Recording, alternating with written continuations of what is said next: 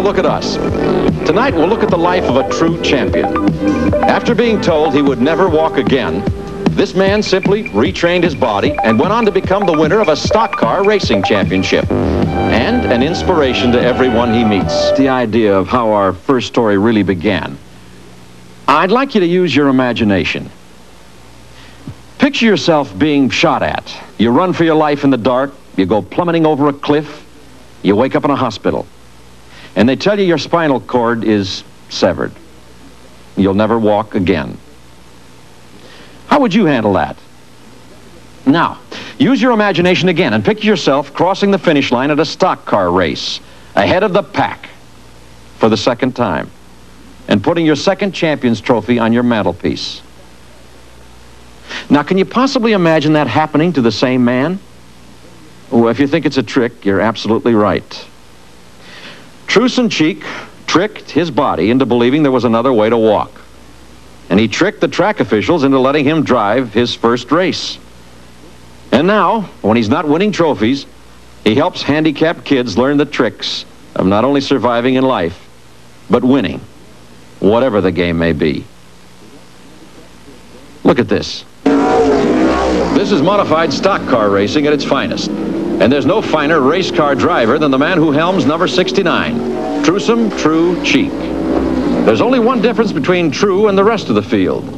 Both legs are dead just above the knees, and there is no sensation or no movement from the knees down.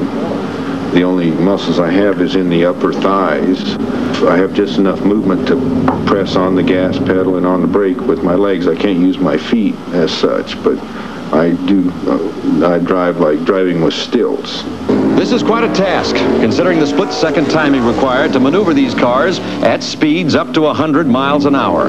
It's a sport that I can really get the adrenaline flowing and develop what muscles I do have, where otherwise I've tried to find other ways to develop myself, and it's so painful that it just can't be done. Racing became True's therapy.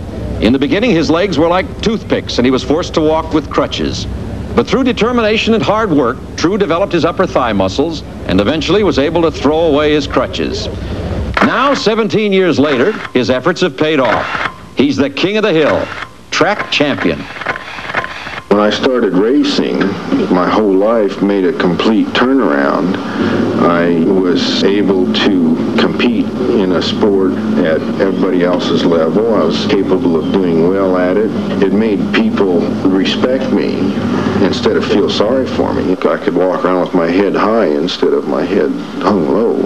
He's proven to people that you can't lay down, you got to keep going, and he's gotten up on his feet. He proved to people when they told him years ago that he'd never walk again, that he could walk again. True's the most popular champion we've ever had. Everybody likes to see True Cheek win. My crew has been about 80% of my racing. They're just like one machine fixing that race car. And without those two to finalize me in my repairing and setup and maintaining, we would have been nothing. Inch and a half. Every nut and bolt has been tightened and retightened, the engine tuned, and the suspension aligned. And as the car is meticulously hauled onto the truck that will take it to the track, the crew knows there's only one thing left to do: win the race. Nighttime at Saugus has almost a magical quality to it, and as True prepares to enter the track for the main event, you can feel the quiet intensity hovering in the air. It's the most critical time for the race car driver because he still has time to think. It's a job that is probably as hard as any job in the world. Every muscle in your body is gone after about 60 or 70 laps, and you become so numb, you're like a machine.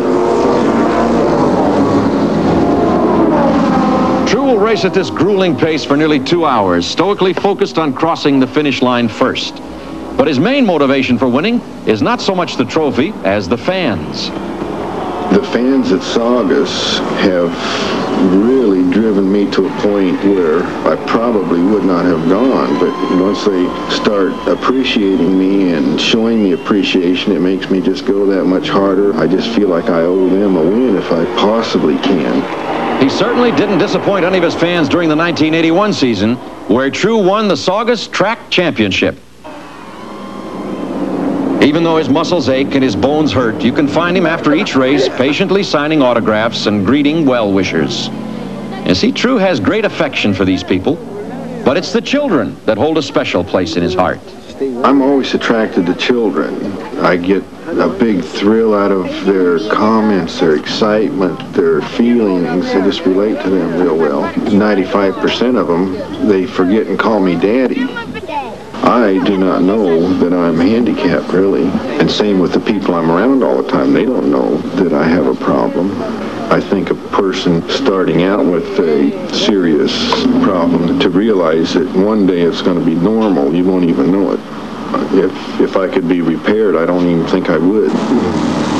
It's taken plenty of courage for True to overcome tremendous odds and to accomplish what he has. He says that racing's given him everything he could possibly hope for. But we suspect that racing has gotten a lot more from True. At Saugus, they say that when True's racing, there are more of his friends in the pits than there are in the stands. It seems everybody wants to help this man who makes a habit of helping everyone else. In fact, he was voted the most popular driver by his fans and all the other drivers at Saugus. Not bad.